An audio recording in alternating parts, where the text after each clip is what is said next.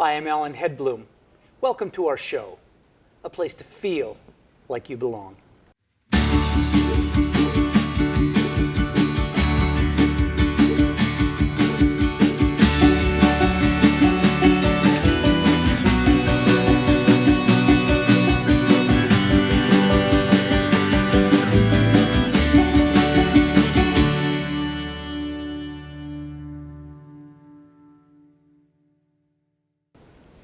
When we call someone a jack of all trades, we imply he or she does several things well.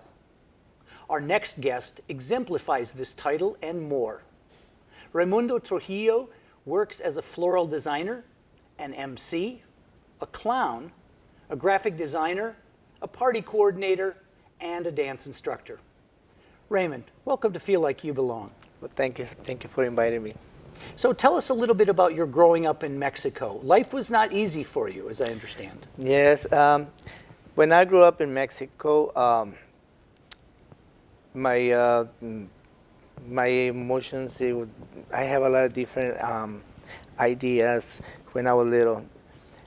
One of them, it was to have a room. I used to tell my mom, I want to have a room full of drawings. But I didn't know what it was because I see it at the TV. So now I understand that those rooms full of drawings were art exhibits, which now I accomplish a lot of those. Sure. So as an artist, you can trace your roots back. Oh, okay, I was thinking about it as a child. But I was meant to do that. See, and I didn't know that that's what I wanted to do. You know, that's what it was called, art exhibits. But when I was little, I used to have a lot of drawings, and I always tell my mom, I want to have a room full of drawings so people can come and see them. But it was, but I guess it was the idea since when I was little. Sure. Yeah. And then at age 17, you entered the United States illegally. Yes. And talk about those circumstances. Well, the reason that we moved here, because my dad used to drink, and my mom, somehow, she wanted to stay away from him.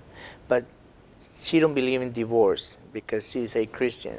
So what she did, she moved to Houston, Texas, with her brother, and from there, my uncle was a migrant worker. So, and it was an opportunity for her to go a little bit farther from my dad, and my other two sisters would follow her. And my sister and the other sister and I, we stayed in Mexico. So the family was divided.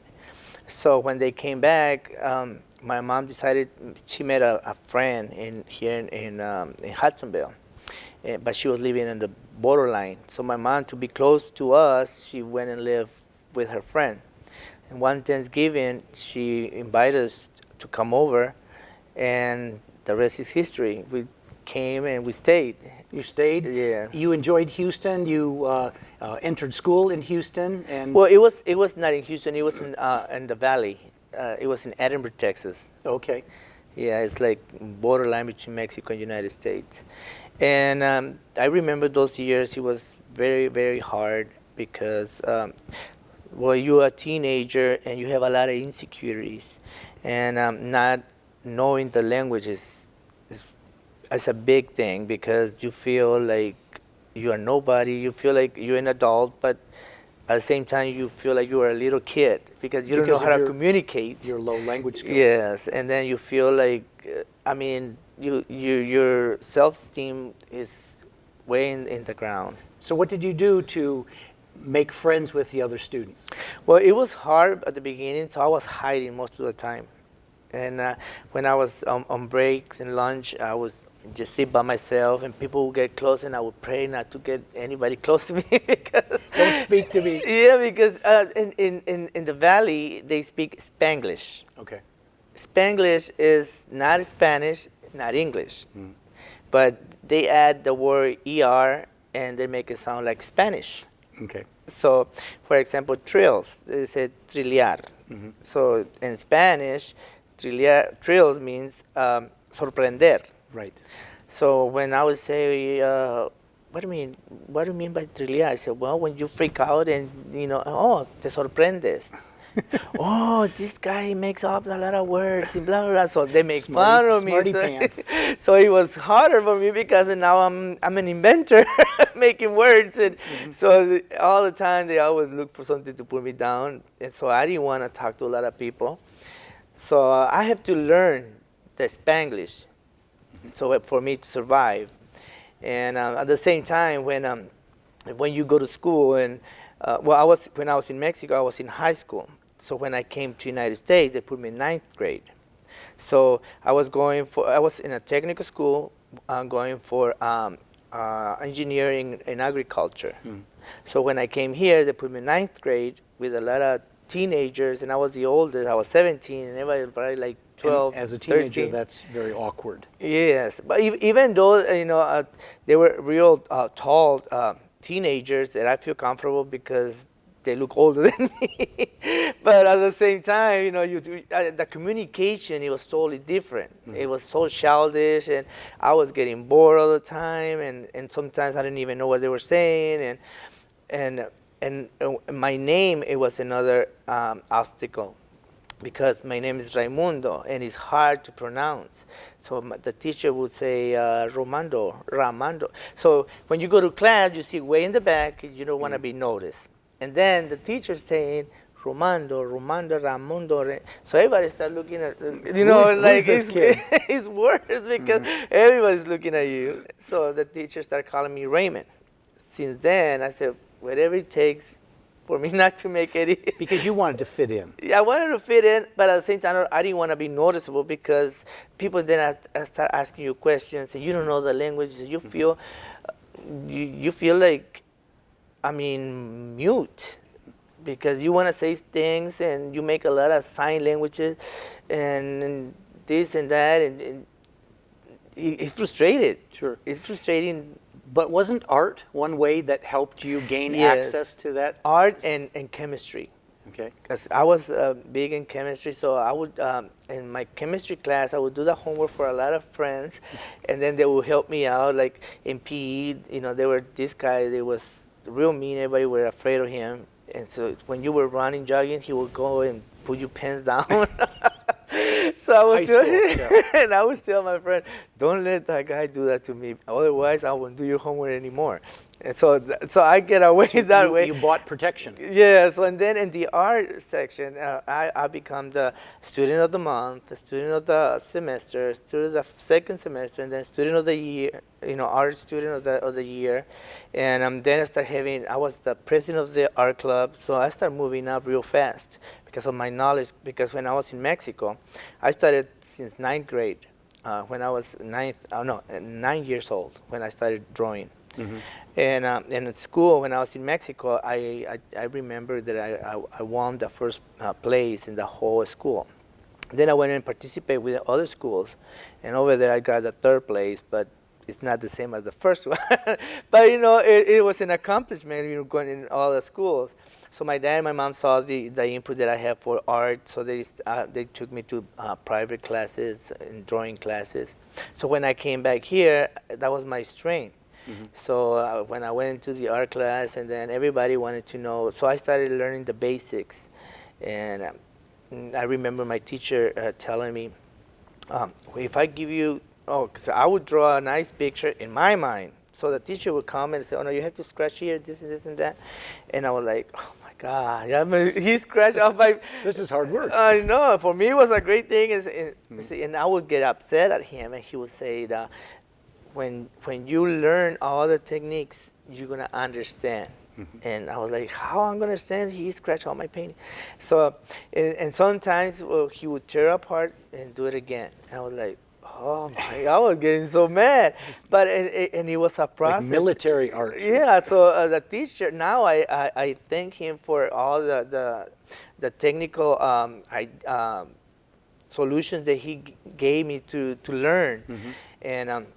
And one of them, it was that if I would, like, he told me when I was in college, if they would give me one painting as a homework, I would do 2 or 3. Okay. He said, not because I wanted to show off, but because I was practicing. So when I started, so that I keep that in my mind, and when I started going to school, that I started doing the same thing. That I got in trouble with the teacher because I said, well, oh, because you do 2 or 3 paintings and everybody does 1, you think you are better than anybody. I said, no, it's because my teacher told me this, and that. So, and he always tricked me. And at the beginning, I hated that teacher. And then when I graduated from the Institute of Houston, I learned what he really wanted me to do. Because I signed my paintings, and I would say, oh, because you signed your paintings, you think you're going to be famous. And then I said, no. Then the first painting I remember, I put my name real big, like 1/3 of the picture. You were proud. Yeah, I was so proud. And then he said, put me down right away because we have critiques. You put all your paintings. Oh, because you signed your painting real big, you think you're going to get famous, or we want to be noticed. So the next class, I went and signed my name real small. So, oh, because you signed your name real small, you think you're going to do better. I said, no. And then the third time, I didn't sign my painting. He goes, oh, so whose painting is this? And I was like, it's mine. So why you didn't sign it? I was like, well, I don't know. So every time, at the end of the class, he told me, you came with with real low esteem, and then I wanted to build it up. That's why I was harder on you. And now everybody, my friends and artists, Latino artists, a lot of them, they don't like me because I'm so strict with them. But they don't. It's because I brought But you up. had the formal training. Yeah, and I brought up this way, and a lot of the Latino painters, they didn't go to school. They don't. They're just self-taught. Yeah, and I understand, and there's nothing wrong with that. But they don't. Sometimes they don't understand when I make real strong criticism, because I want them to learn. And sometimes I'm so I'm thinking like the way I was brought up, and then sometimes I have to change. And I break a lot of So feelings. let me ask you, are you still in touch with this teacher? Well, since I graduated, I haven't. I always wanted to go back to with Edinburgh. I always wanted to go to the high school and find out if he's still there. Okay. I have 2 teachers, great teachers. Because if we fast forward many years to now, you're participating in Grand Rapids' world's largest art competition called yes. Art Prize, and this is the 3rd year now that you've had an entry in this now really world-known art competition. Yes. And I think he would be really proud of you to hear this. So I think you may owe him a phone call or a letter. That's going to be one of my projects, to do. Yeah, and by the way, in our prize, this year I was submitting a piñata. It's 10 feet high piñata by 9. And Probably the only one in Art Prize. Probably. And also, I was combining the clown, because I'm a professional clown, and combining the clown with the piñata, because when you have a party, you have a clown and you have a piñata. And as a Latino, we always had the love for the clowns. And at the same time, I'm a dance instructor, teach Mexican folklore. So what I was doing in the other section, it was having myself performing Mexican folklore with the piñata, which represent our, when we celebrate Christmas, we always have a piñata with our Mexican, with mariachi music and all that. So I wanted to bring a little bit of Mexico to Grand Rapids, and that was my my idea. I didn't manage to do my performances for situations, for a friend that is real sick and I have to be with him. I decided the competition or my friend, and I think friendship is more important. Sure. Competition, you can have a lot. There will be more. Yes. Sure. So looking at your life and all of these different skills and activities that you have, interests that you have, what is the common thread that unites those? Well, the common thread is to show my artistic abilities, is to show myself and all the ideas and everything that I can provide. For example, as a graphic designer, I put together a package that sometimes, if I'm working with, for example, a piñata, I can create the whole theme with a piñata with a picture, and I can make maybe invitation, maybe I can thank you cards, and I can make maybe a poster, and everything, it will fit together. If it's a wedding, I will do the invitations with a picture of the bride, or maybe a thank you card, so maybe flyers that goes on the menu with everything with a theme. Or if it's an advertising something, it's the same thing. Or my dances, when I teach Mexican folklore, I use graphic design with it. And sometimes I use a floral design because I want to create a nice background to show a little bit and make it depends on the theme that I'm, taking at that moment. Okay, awesome. Well, we have to wrap up in just a moment. So last question. This show is about belonging. A lot of your family lives in Texas now. Yes. You have stayed in Michigan. What makes Michigan work for you? What gives you a sense of I belong here? Well, it makes me feel that I belong here for the art. This city is it's a big boom in the art, and it's bringing up a lot of artists to this city, and I like that. And the other thing is that I bought a house here, and then I feel like I've been working in my house so artistically that I do a lot of different things. People admire my house because it's different from the block. And well, of course, I put my art. People drive by, they say, oh, an artist lives there. Yeah, a lot of people, oh, you live in that house. I say, yes, that's my house. I noticed, I wonder who was it. It looks like it's an artist who lived there. Yeah. But yes, that's me. And then, but it's interesting. And that's the reason I think I feel like I belong here, because I already met a lot of friends, and combining with dancing, and I teach different rhythms of music and dance, and so I feel like this city is the city with the opportunities. Well, I want to thank you for coming by and sharing your story with us today. And we will share your website with our viewers so that they can get in touch with you, whether they're looking for art or dance instruction or other of your skills. But thanks so much for spending the time with us today. Thank you for inviting me. You bet. And for our viewers at home, stay tuned, because in just a moment we'll come back with some tips on American English, culture, and humor.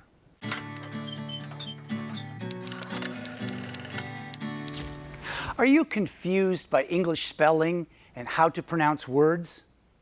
If you're learning English as a second language, there is good news. You are not alone. English is hard to pronounce because the sounds don't always match up with the letters on the page. There are a couple of reasons for this. First, the core of English vocabulary has two main sources.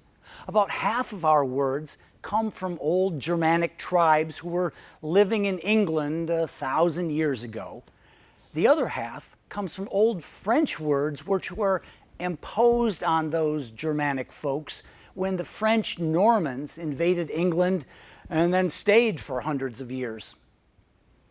We add to the mix words that we've borrowed from many other languages, including Arabic, Greek, Latin, and others. Each of those languages come with their own systems, which complicates English today. How so? Well, it's because English uses 39 distinct sounds when we speak, but there are only 26 letters of the alphabet to try to represent those sounds. As a result, many poor letters have to do double or triple duty. For example, the letter I has 3 different pronunciations in it, mine, and sweet. But again, if you've been learning English, you already know this. Right now, I'd like to review the 15 core vowel sounds of American English. You should note that I'm a native speaker of Midwestern English, specifically from the state of Michigan. Your American friends may come from different regions of the country and have slightly different pronunciations. Vowel number 1 is E. Team, wheel, ski. Vowel number 2 is I. middle system English. Vowel number 3 is A, label, break, train. Vowel number 4 is E, head, again, met. Vowel number 5 is A, add, maximum, crash. Vowel number 6 is A, bottom, father, stock. Vowel number 7 is cut, mother, double, what. Vowel number 8 is awe, lost, dawn, pause. Vowel number 9 is O, show, home, coast. Vowel number 10 is put, cookie, should. Vowel number 11 is oo, you, lose, rumor. Vowel number 12 is heard, work, turn, certain. Vowel number 13 is I, rhyme, night, aisle. Vowel number 14 is ow, how, loud. Vowel number 15 is oi, toy, point.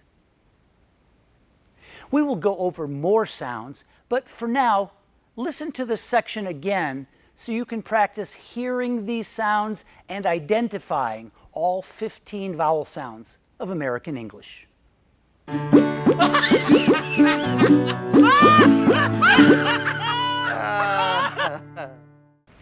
In the restaurant, the waiter said, "We have everything on the menu today, ma'am." "So I see," said the customer. "May I have a clean one, please?"